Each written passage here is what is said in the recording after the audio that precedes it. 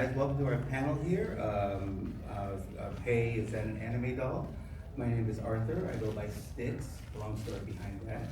And I want to thank everyone for coming out here to join us at our panel today. And we want to thank everyone here who was able to bring a doll to show an example of what this hobby is all about. The primary reason for the name of the panel itself is all of us in some form or another have been asked this question whenever we've been at conventions, other events, and we hope to answer some questions for everybody today. And with me today are two of my good friends who have more information than I do. Want to go ahead and start? Everyone, so my name is Monse. My full name is Montserrat. I also go by Monichi, so my BJD account is BJD or Monichi _ BJD. There we go. I've been in this hobby for about 17 years now. So from like the OG days of like Den of Angels and Live Journal, and so I have seen many things through the years in this hobby. But yes, I have definitely been asked, hey, is that an anime doll? It's like, no, not really. I've been asked so many times, is she Nami from One Piece? She's not. She just happens to have an orange wig. And with me also. So I go by Art or Acton online. I've been in the hobby since 2016, about 10 years, and I'm one of those unfortunate souls who was hooked by a Hudson and Miku DD. And it just kind of steamrolled from there. So before that, I was a big figure collector. I had over 1,000 figures, and my eyes were opened to the wonders of dolls. So. Yeah. I myself have been in the hobby for 11 years, and I primarily am into the Dollfie Dream dolls, which is my personal favorite, and what others are just great as well. These are the ones that really stick out for me personally. So, okay, well, why don't we go ahead and get this idea of what this is all about? What is a BJD? So, a BJD usually is what is known as a ball jointed doll. So usually they are polyurethane resin. So I have one example of a BJD with me. I have a Kumako egg. So she's actually made of polyurethane resin, and she actually has a cord that runs through her, an elastic cord. So you have to manually kind of make sure they don't fall over, so that's why she's sitting down, because I was like, you're too top heavy, I don't want to deal with this. But they are substantially heavier, so they are poured and cast with polyurethane resin. Usually it's a much smaller type of like production run for it. There is obviously, because it is a different material compared to like the vinyl of an MJD or a Dollfie Dream, in the good case of what we have. So one of the things here is the vinyl dolls are kind of a new development, relatively speaking, compared to BJDs. And they actually have an internal skeleton. They're made from polyvinyl chloride, or basically the famous Japanese vinyl. It's a very robust vinyl. And they're slush cast. They're basically spun in molds. The vinyl is spun in a mold over some time as it cures. And so there's no seam lines along the lengths of the joints. They're all kind of like the actual seam line is the end of the tube. And then the pieces kind of float there on top of the frame. So they retain some of the BJD aesthetics. They can wear the BJD clothes typically. But the neat thing is that they have an internal skeleton. I have an example here of the Dollfie Dream F3 frame, highly posable, made of ABS and palm materials, similar to a gun claw, but it's screwed together. And in this particular case, this particular evolution of the frame, all of the joints can be retightened and adjusted accordingly to your taste. So compared to a BJD, which has an elastic cord that runs through it, it does need to be taken apart and then restrung, which can be quite a process. I've restrung really small ones and I have given up, and I was like, I swear, whoever decided to make them this small, I would like a word. Thank you. So another thing to note is the BJDs are typically created by smaller creators. They have painted faces. Yep. Vinyl dolls usually have airbrushed faces using a series of plates or stencils, mass production, but that can deviate, and many individuals usually paint faces as well if they do customs. So a brief history kind of on BJDs and vinyl dolls in general. So in 1997 actually is when Volks first created the Dollfie, which is a portmanteau for doll and figure. And from there, you have Volks having created the first BJD in 1999. So you actually have Akihiro Enku, who sculpted a one-off doll, which would eventually become the basis for the SD, so the Super Dollfie. So he created it. Yes. So when he created it, he made it for his wife, and one of the Volks executives actually saw the doll and asked, "Hey, could you possibly make that, more mass-produced?" And so in 1999, the first Super Dollfie was born. And then from there, Volks created the first boy BJD in 2001. So he was a limited run of 50 dolls originally, because they didn't know, hey, how successful was this going to be?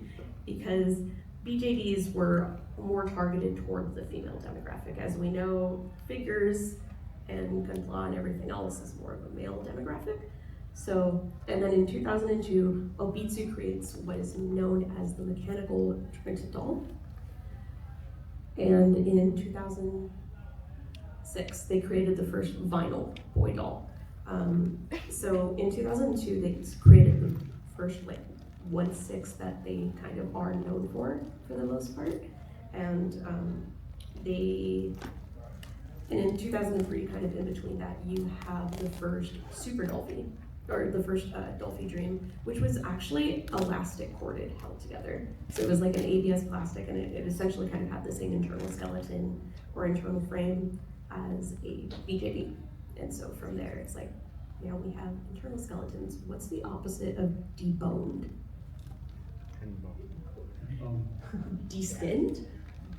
Unskinned. Unskinned, whatever. Just And that's Terminator. why we have a Terminator skeleton just chilling right now, is to kind of show you I just want to say that. that. Yeah, one of the other things to keep in mind about that history is Volks had a long history of creating resin model kits of figures out of resin, and so choosing resin to do a BJD of what would have kind of resembled an old Victorian doll would have made out of either bisque or porcelain or one of those things was kind of an interesting evolution, and it's just kind of seen go from there.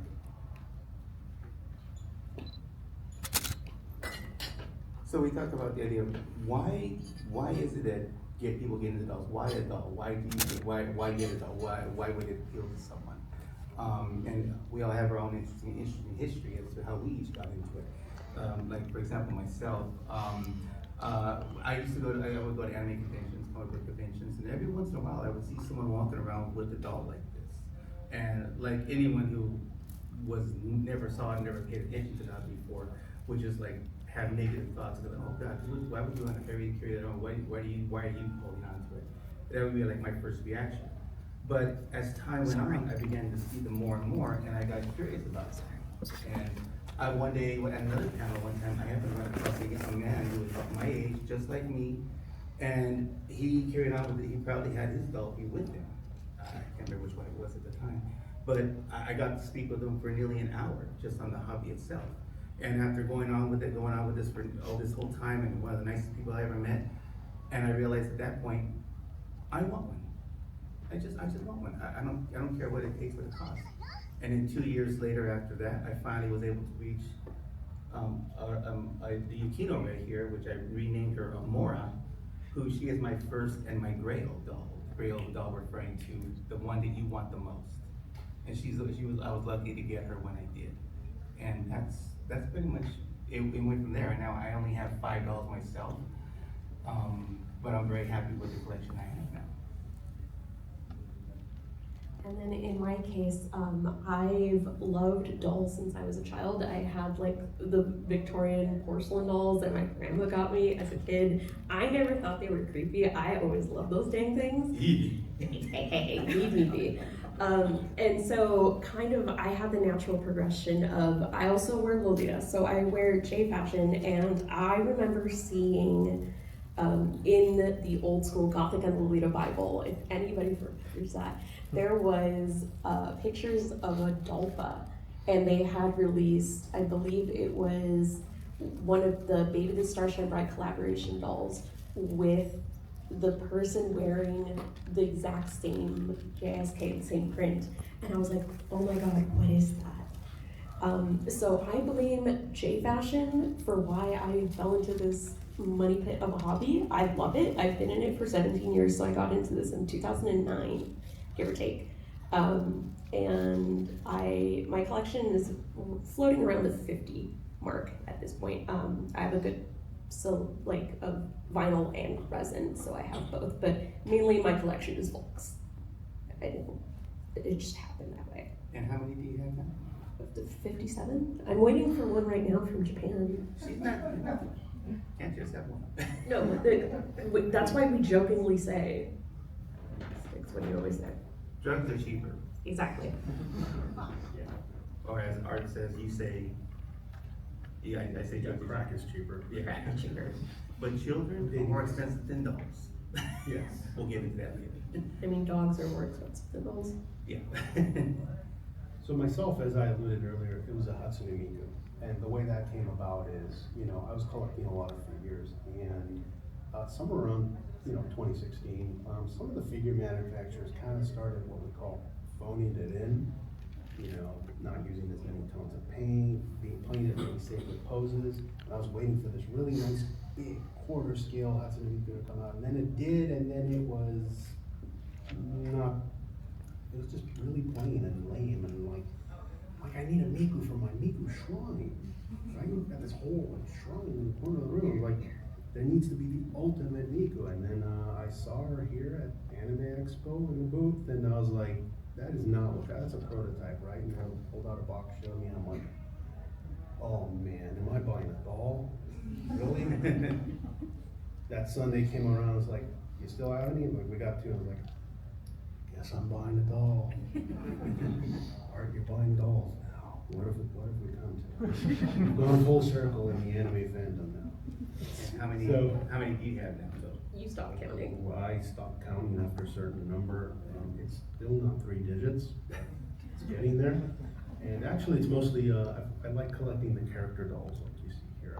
He's an eye, and I also have all the Mikus, and all the Vocaloids, and a bunch of others. But basically, since then, I've sold off half of my figures collection, because honestly, I have a lot more interaction and more creative elements around playing around with the dolls. And so, that kind of segues here into, why people in anime might be interested in dolls. There's been dolls around in the past, and they've kind of been like a 1/6 size. They've been kind of like, experiments. And then it wasn't until they really started hitting with the Dollfie Dreams here and trying to really make something look not like a cosplaying doll, a doll cosplaying as a character, but starting to make a representation of the character, the ultimate form of it. Some of us like to call it the ultimate league trophy, right? So, let me just present a quick example. We've got a popular character, someone might be a fan of or no. some of those she is. And of course, there's merch, there's figures. Some are good, some are bad, some are very expensive. But in general, they're just static posed, and that's good and all. But in some cases, you can get or construct your own representation of that character. But once you've done that, for some people it's not obvious, but then you've got alternate outfits. Here she is in her school outfit. And here she is in another alternate super outfit. And my next intent with mine is to get her the infamous swimsuit with the bows on it. But yeah, this is there's a lot of great reasons why dolls for anime fans is just a really good thing. See, one of the things that's impressive about these dolls is that we're able to change out so many parts on them so you can customize it to be anything you want. You can change out once you have the head that you like. You can change out the eyes. You can change out the hair, the bust size. the positions of the hands, where it's like a full hand to a thumbs up to holding on to something.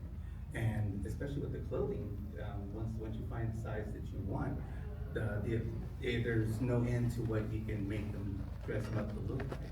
As a Star Trek fan, I had her a Star Trek Next Generation outfit that I had made for her. And personally, I'm very happy with it. But that's just an example of the things that can be done with that. So in between the, the cosplaying side of it, in my case, I enjoy the fashion aspect of it. I enjoy being able to get complete outfits for them and matching. So here's some examples we have of cosplaying dolls, so not quite the character, but dolls cosplaying as it, right? And on the flip side, you have fashion. So you have people, there's also a photo of me with one of my girls wearing Lolita fashion. I know I don't look like that right now. I look like a bum, but it's fine. But kind of having matching coordinates with your dolls is such a big thing, and I like thinking of them as, larger fashion dolls. And so being able to have, she has shorts that have functioning pockets, okay? I was like, what do you need pockets for? But I have doll clothes that is functional, right? And it's crazy to think about that these kinds of articles of clothing are so well made. And that's a big thing I enjoy in this hobby. But also being able to dress with my girls.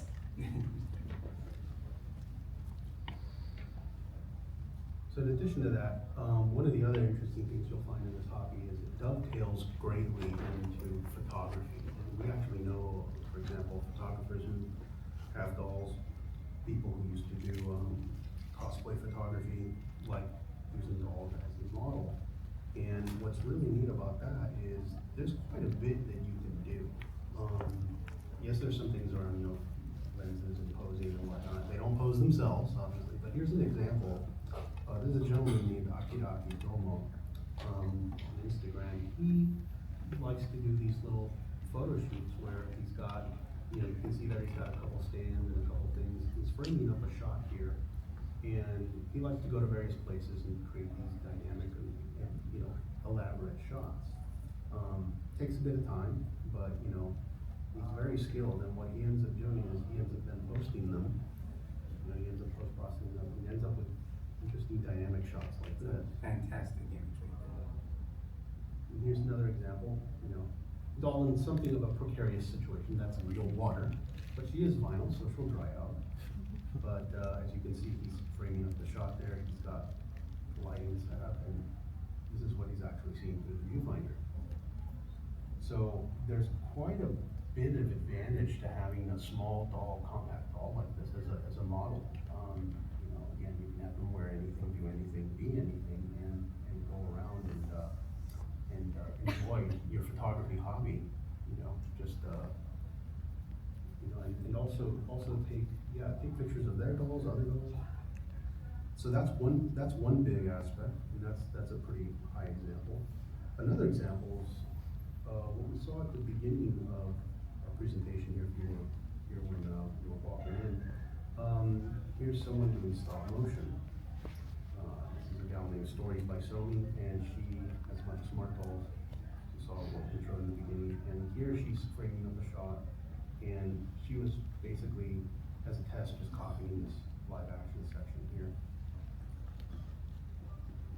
And that's done by, as some of you may know, this is done by basically taking a static digital photo, sometimes remotely with a computer, or just by pressing a button on the camera, and then, moving the dolls a little bit, taking another photo, and then you can eventually end up making your own little movie. So that's another example of something that folks are doing with their dolls, just as a hobby, in addition to just, enjoying them at home. Another thing we like to do is, when it comes to the description of social events, is sometimes besides gathering with other people that we know to show our dolls to each other and have our community grow as it does. One of the things we have is we like taking out different locations, and And once we know that an event's gonna happen, we will bring our dolls down and showcase them with everyone to hang out with, have a good time with, and just make a day of it. You make a day of it, because you'd be surprised at how much you can actually learn from everybody within the community itself. As time, and then in other ways and interactions, we can actually, go to other events such as here, like at Anime Expo, where we can actually show them for people to see and to go to be able to, people who never seen them before can actually experience it for the first time. We've gone to maid cafes, a maid cafe which has a great shed up there with us. This is another setup of the gallery. These also are from people from around the country who came down to join us. Just from all over. There's a Christmas meetup here, for example, a meetup in a park. It's like, we touch grass, I swear. Yeah. This is a setup here at Anime Expo. This is actually a basic picture we have of people who bring dolls from around the country here, where we're gonna have another meetup this weekend here that everyone's invited to see for themselves. Another place we go to, we travel to other locations also. I myself would go to Disneyland, for example. We travel over there and bring the dolls over there as well, but also whenever they're having certain events over there, certain gatherings, we will dress them up accordingly. And in my case, I've traveled abroad with them, and so this picture's actually in Hawaii, so I took my girl with me, and I was taking pictures of her all over Hawaii. I even have a tiny little suitcase that's like perfect for a 1/4 scale size, and so like, she just looked like she was going through the airport and all that. But I've traveled to Japan, I've been to Europe, I've been, taking my dolls with me. And I think it makes for a really fun kind of change of scenery to be able to be like, yeah, like I took my doll with me and here's photos of it, and it's just, I enjoy it. It's a lot of fun. We have a Mora here with the same girl right here. I took her to Disney World, which I just took her and just went to different places all over the parks to just do different shots. And of course, I got a lot of attention from a lot of people, but it was just so great to have her in those different spots. You'd be surprised the things you can come up with at the spur of the moment to take a great image, just something you can take home with you. Here's another image from our friend Akira. He, he goes all around the town. He doesn't just do the rural stuff. He's got these urban photos that he does. He's really effective, and he's got countless numbers of photos, just ordinary photos like this. He has told me he spent so much time just to get one shot. Yeah. I can really imagine. But yeah, it's fun to take them around. I don't do that as much, but when we go to the social events, I definitely take a lot of pictures. I just take one and go click. I sometimes forget, quite frankly. So obviously you have a range of those of us who either really will remember to take photos and then not at all. But then, so all of this, obviously this all kind of culminates like in, there's kind of a general sentiment around here. It's like, so if obviously this hobby does interest you, if you are interested in learning about it, right? It's like how to get started. And we will jokingly say, one of us, one of us. I know I've definitely influenced friends to get into the doll hobby, so I'm very guilty of that. We have met so many people actually who have never been interested in the hobby before, but were curious, and then next thing you know, they join up. They actually got involved. It's true. Yep. Okay. So there are various ways to acquire dolls, and in the case you can buy new ones. You guys have more experience with this. Yeah, you can buy them from manufacturers like Volks or Ozone. You can order them online. There's some licensed resellers. For example, Ozone has one called Fabric Friends here in the US they partner with. There's a couple others. And if you're really into it, or you're really serious about getting one particular doll, or you might have seen that maybe it's coming out at a doll show overseas, there are buying proxies. There's folks who offer their services online. There's some of them on Facebook. And they, I've actually paid someone to stand in line for me, go buy a doll. A little nutty. Kind of did it just to like do it at least once, right? It was one of those things, but it's something I really wanted. And I think you did it because you just wanted to see if it can be done. yes, that was part of it. But yeah, there's folks who will do that, and then there's also like proxy services as well online. Can't think of any of them off the top of Bai, Zen Market. Yeah, Zen Market, Neokyo, there's like a plethora of them. Yeah, and they'll do the exchange rate and everything. Obviously, they have a fee for their services, but it is an option when you have a niche hobby like this, and if it's something that you really want. But there are other options. So in the case of buying used dolls, so when someone is interested in getting into the hobby, we usually like recommending, hey, for your first doll, maybe buy a second-hand doll. It's more accessible, they aren't as expensive, people will be selling them like hashtag on Instagram, it's like doll for sale kind of thing, and so you can use social media. Facebook Marketplace, sometimes there's whole groups just specifically for selling, there's Discords that you can buy or do like a willing to buy if you're looking for one specific type of one. There is the used resellers, again, that also kind of falls like in the Discord sort of thing. But you can also get, like how Art was saying, on the proxy servers. So if you see that there's a sculpt you really like, but they're selling it in Japan, buy it secondhand. And that's where you would use a proxy server or auction websites. So has anyone ever used Yahoo Auctions? Yes, okay. Yes. So they will also kind of have that, or Mercari Japan, also same kind of concept, as specific websites where you can look. I mean, you gotta look for it, don't get me wrong, but you can find it there. And it is substantially more frugal than buying like a brand new one. Yeah, and in some cases, sometimes you can only get it used, like you'll find, oh, this is a beautiful looking doll, but she came out 5 years ago. Another option is companies like Mandarake. Mandarake actually has a huge inventory of dolls and doll parts and components, and they actually got so deep into it, they produced their own wig line called Himekazura. So, to help people get replacements or change it up. So there's other sites too, like Dollateria. If you've ever heard of Closet Child, Dollateria is their doll branch of it. Ami also does sell secondhand dolls. So it kind of just depends on what you're looking for. Yeah. As does Jomo. As does Jomo. I mean, in Japan, Jomo actually does deal with dolls.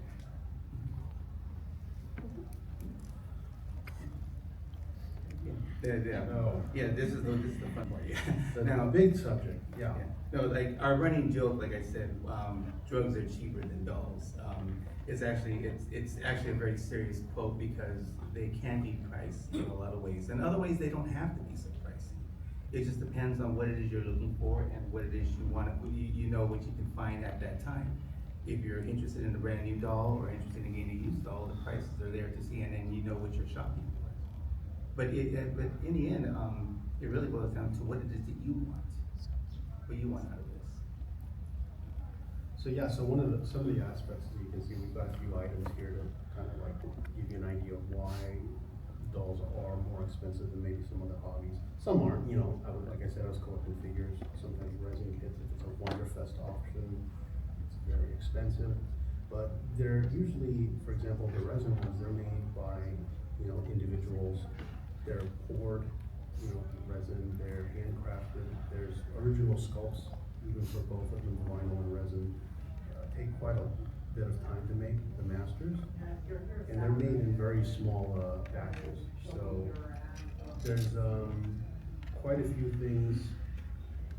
other things like the cost of blanks versus full set. For example, when I bought my little Rena here, this is my first bonding doll, she was a standard from Bulls, and what that meant was she just came with a body, but she came with a head, eyes, wig, and a painted face, which that's not normal if you're buying just components, but she had that and just had like a basic set of PJs, and that was a good starter doll, and she basically cost about a third as much as like one of the licensed character dolls. And so what they call a full set is basically, like this keys in the eye, she comes like this in the box.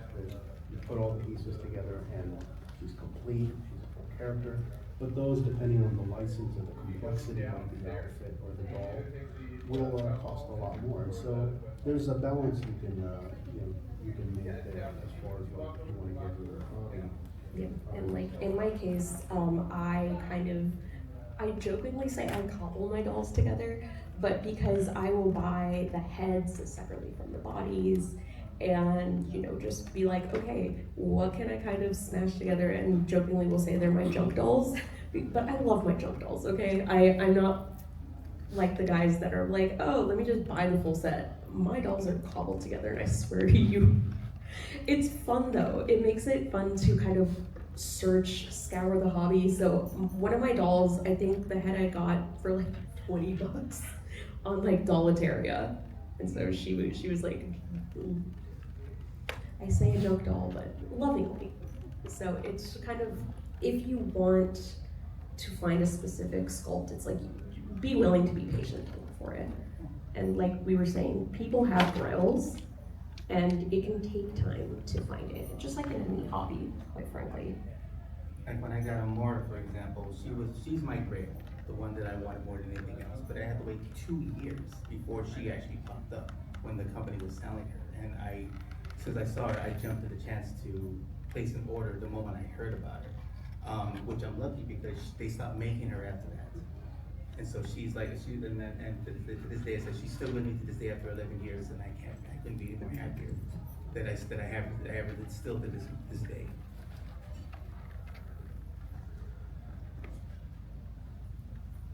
One thing we also have to point out, like with the hobbies, like how you want to choose what you're looking for.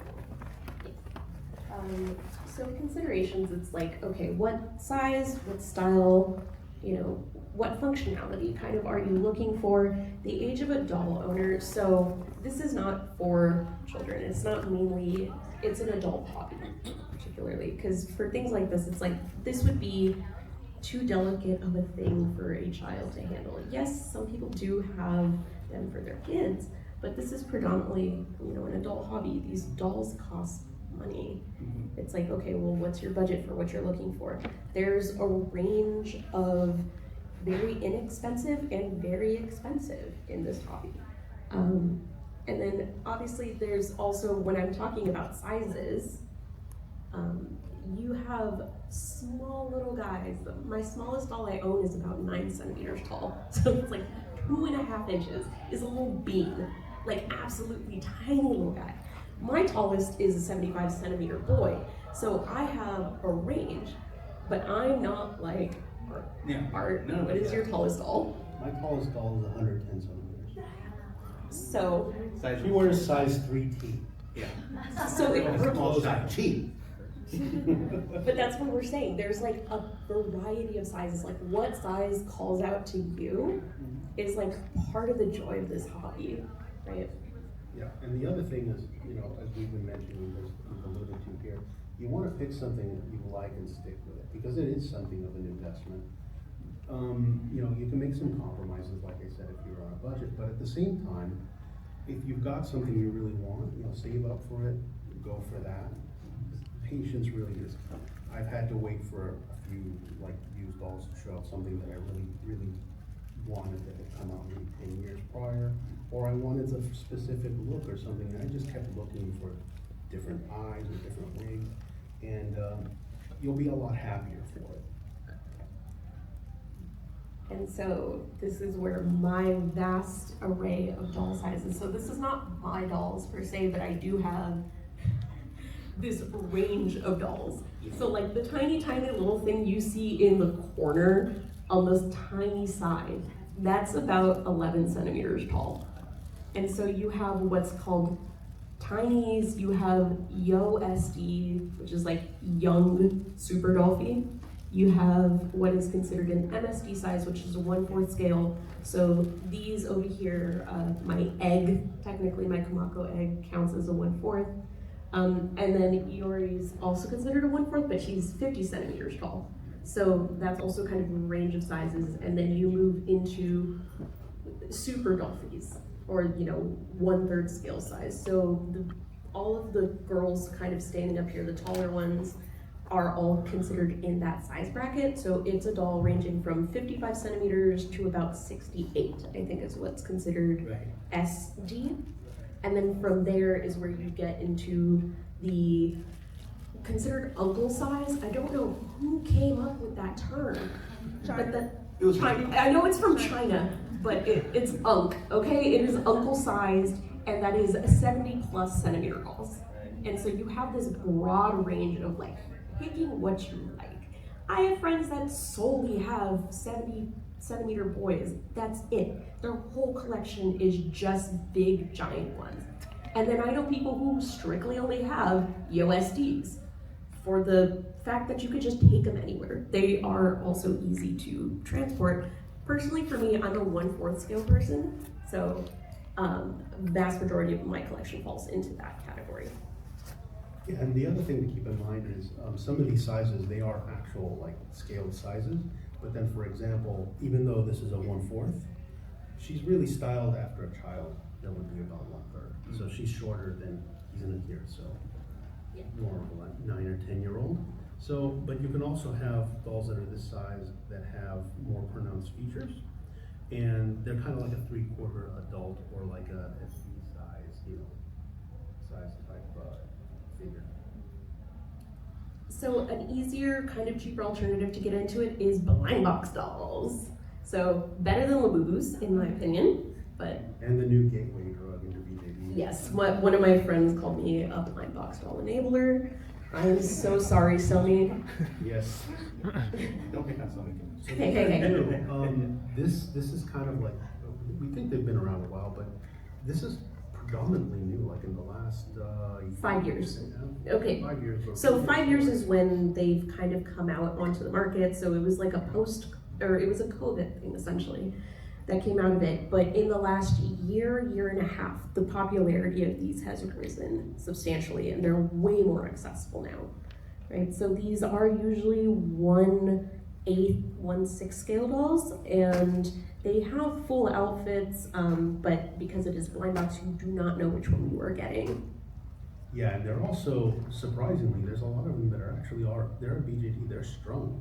Yeah. Some of them have maybe vinyl hair, but there's a fair amount that actually do have wigs. We've seen them, they range anywhere between $25, $30 up to as high as 60 or 70 for certain collections. But like you can see an example here, we got offline. The rare one below is like one in every 70th box case. You could buy the case if you're that, into it.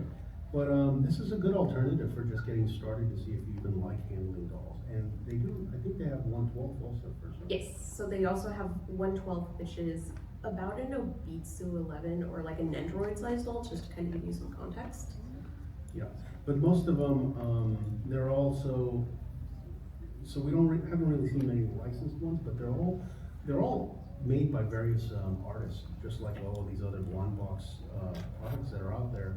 And there's really a lot of creativity out there. And they're usually ABS plastic, so it's a different material versus like the vinyl or resin, but still it's just to kind of give you an idea, hey, do I like this hobby? Is this something I can see myself investing time into?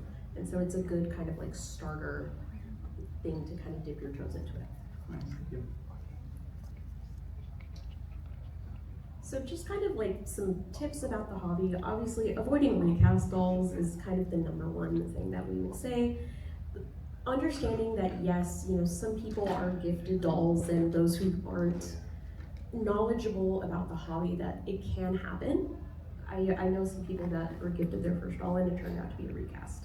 But as with most art things, we say no to recast. Same with like any style of fashion, right? So protect yourself from fraud. Like if you're buying something. What is a recast? So a recast doll is essentially a stolen piece of art, or it's like a fake copy of a doll. It's like a knockoff. Okay. Yeah, and this is common. Even this goes way back to even the resin figure and model communities.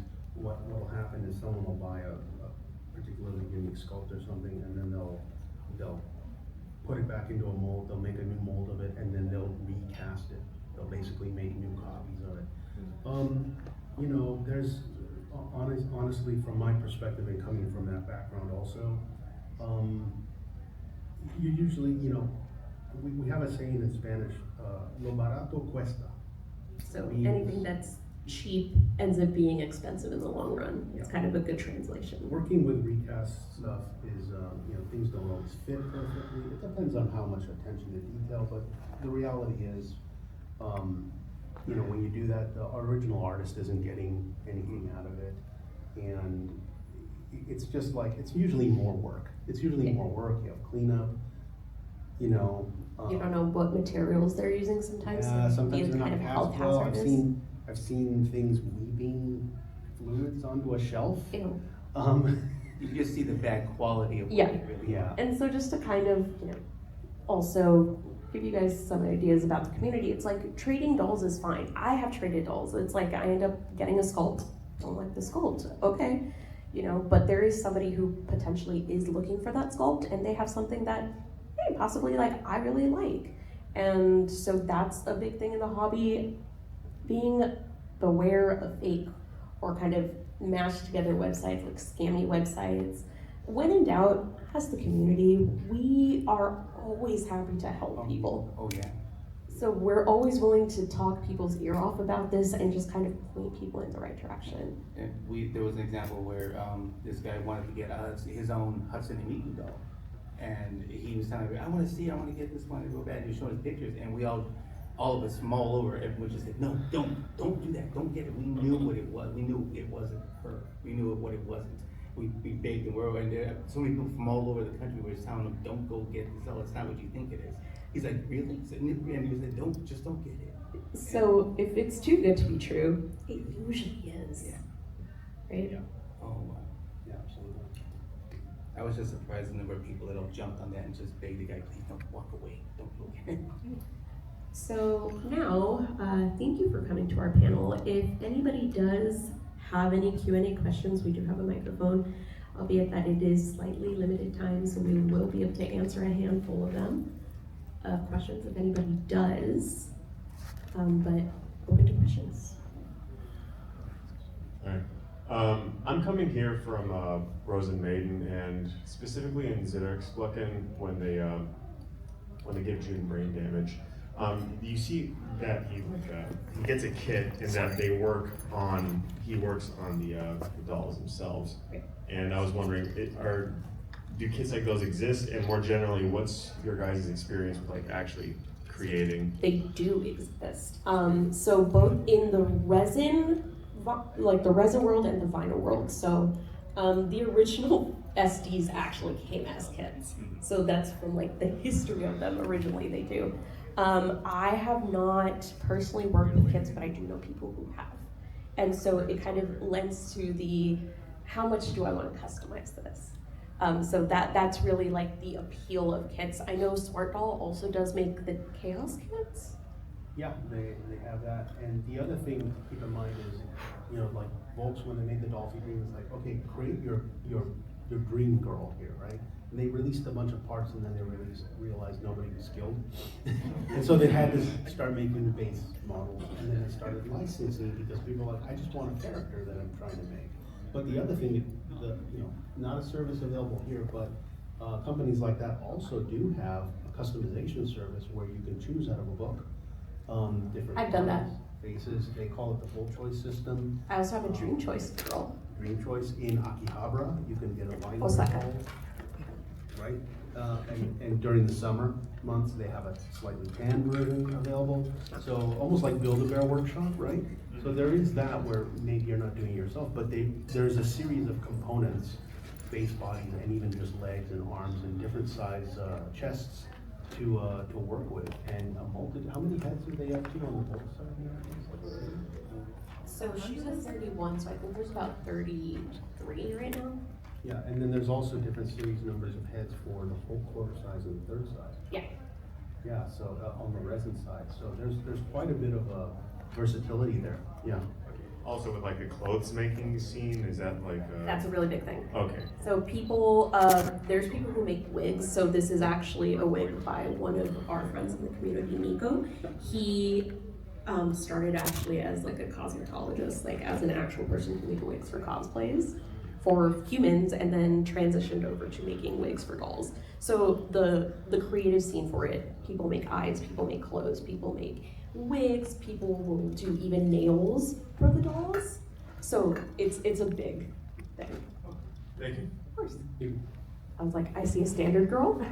Yeah, so I literally just unboxed her like at the start of this panel. You know, Hey. I'm pretty new. So I'm pretty new to this hobby. Right now, Tamari has no drip. You know, she came with. So I was wondering if you had any recommendations of like, you know, I'm fairly new to the hobby.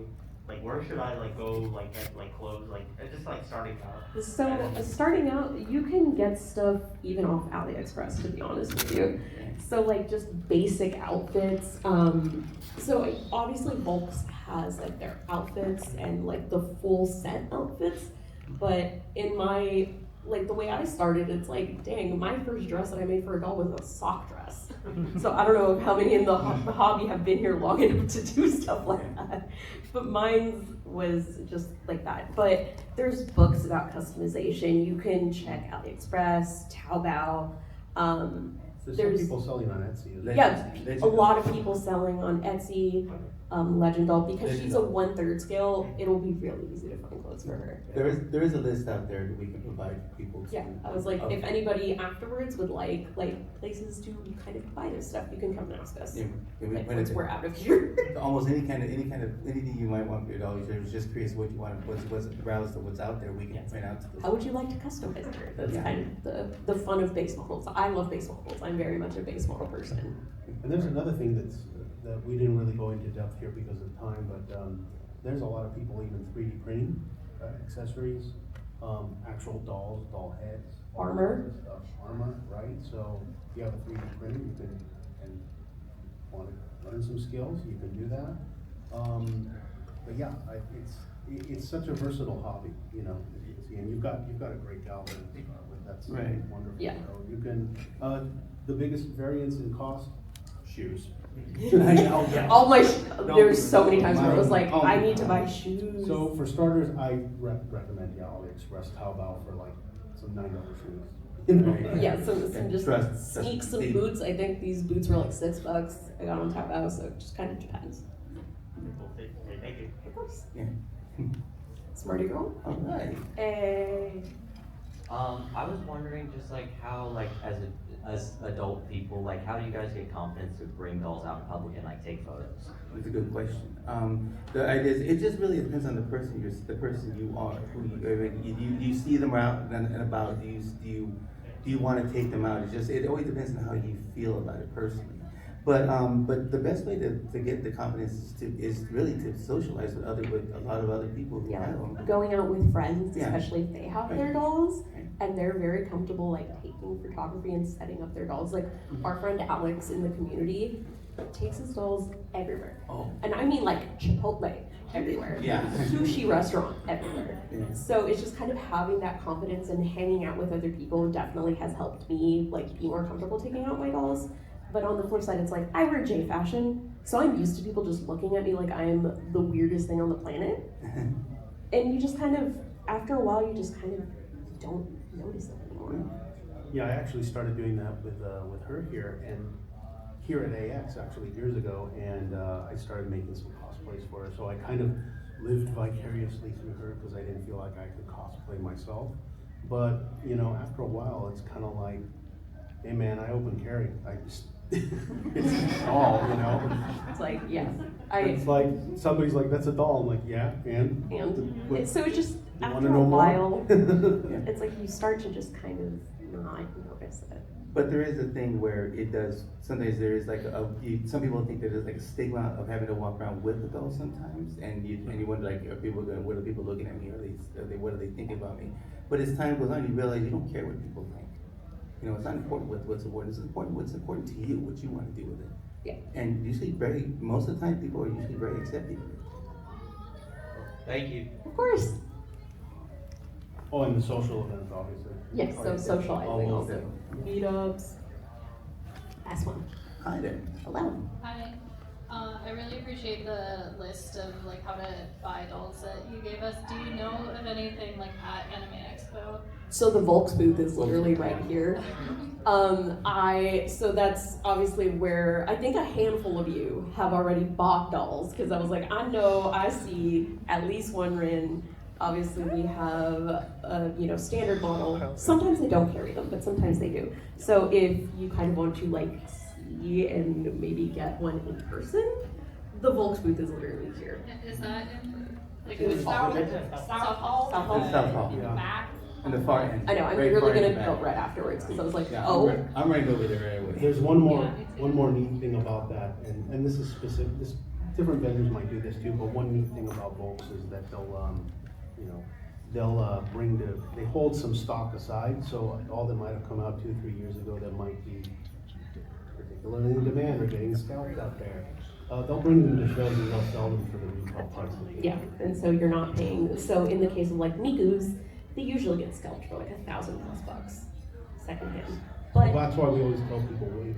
yes, so that's why we say wait. It's not, if it's something you're looking for, it will bound to show up.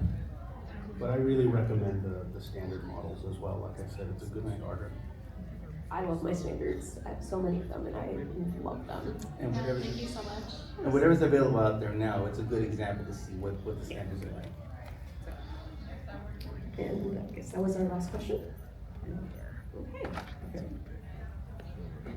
thanks for attending. We'd like to thank Akira Tomo, who provided the photography photos. He, like I said, is a good friend of ours out there on Instagram. Also, Stories by Sony, who provided the stop motion animations. Another shout out to her big one, because she's actually been working with us the last month, helping prepare this PowerPoint. She actually did all of the graphical work on this major presentation, so big thank you to her. And, Thank you so much for coming and getting to know us. And then, as Styx had mentioned, on Saturday, we will be having a meetup here at the convention center. So kind of just like we do have Discord servers and Styx's Instagram for the SoCal BJD. You're more than welcome to, that's why we say, like, when in doubt, ask the community. We're always open to having people message us and ask us about stuff. We're gonna have a lot of people. We're gonna have a lot of people from all over who are coming to this convention, and they're bringing their dolls with them so they can show them for us here. They might here be for a little while. They might be there for the whole day. But the point is, they're there so everyone can enjoy them and see them for as long as they're going to be around. And we're gonna have 2 different locations for that. And then one here is the convention center. The other one in the evening will be over at the JW Marriott lobby for anyone who at the end of the convention they just wants to go and relax and see them more firsthand themselves. so yeah, we kind of think about it also as the ultimate Q&A. We get to see a lot more dolls. I'll bring out some different gals as well. I will definitely bring my horde, as I lovingly call my little 1/4 scale ones. I'll bring all mine. Yeah, so definitely you'll be able to just kind of see all the different sizes people have, the different companies. So we always recommend people come to that. And obviously, like, because we'll be there, you can ask us stuff. Yeah. Right, so if you have any questions or there's like a doll you want to see, probably one of us has either the head for it or the actual doll. Yeah, And it isn't just ourselves. or we've seen it. Or we've seen it. Yeah, I was saying, it isn't just ourselves also. A lot of our friends who are bringing them also have great advice also. We even have an idea of what to say that we may not know. Yeah. So the community's always there for everyone. Yeah. So it's great. So we're a great resource from anyone. I've learned so much from these 2 wacky people here. And as well as many from around the country. So you'd be surprised how broad this community is. Thank you so much. Thanks One closing thing I'd like to say. The awkwardness sometimes about any kind of hobby you can get into. It can feel a little off, a little weird sometimes, because you maybe think like, well, are people looking at me? What are people thinking when I'm walking around with this? Or what are my friends and family gonna be thinking about this, about a hobby? And it can be a little awkward. It can feel awkward and even feel a little down. But again, like I said before, that's why you have the rest of us out there who are in this hobby, who are very supportive, who will gladly answer questions, talk with you, listen to you, so you can feel better about. We all come from very different walks of life. Right. We're a very supportive, open community. It's like we all have very different perspectives and everything, but coming together, we all enjoy the hobby, and so you will always find mutual understanding. Yeah, and myself, like I said, I came back from the figure collecting hobby, and there's a lot of like, you know, whales out there as well, you know. I can tell you of all the hobbies I've done all kinds of stuff, you know, modded cars, you know, model aircraft, RC aircraft. I've done so many, I have way too many hobbies. But what I will tell you about this hobby in particular in the community is, this is the most egalitarian hobby that and community I've ever been a part of. The widest range of age, background, creed, color, everything. And you start talking about dolls, you know, people might look at you funny, like, oh, what are you doing here? It's like, oh, you have a doll. Oh, they light right up. They're like, oh, okay, you're one of us. Yeah. One of us. It was such an accepting group that I just couldn't help but just keep going with it, and I'm happy for it. I've loved it ever since. Right. So, we hope you will too. So if you have questions, we'll be around. If you have questions, you are curious, Come we'll and be check around. us out on Saturday. Come Saturday. One last thing, if you guys don't mind just sitting in place or sticking around, would like to take a quick photo with you. Group photo. And anyone who hasn't brought a doll up, you guys can hold it there. We'll take a picture of you guys there. I'll sit.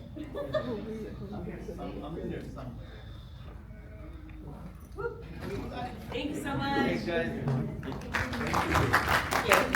Go home.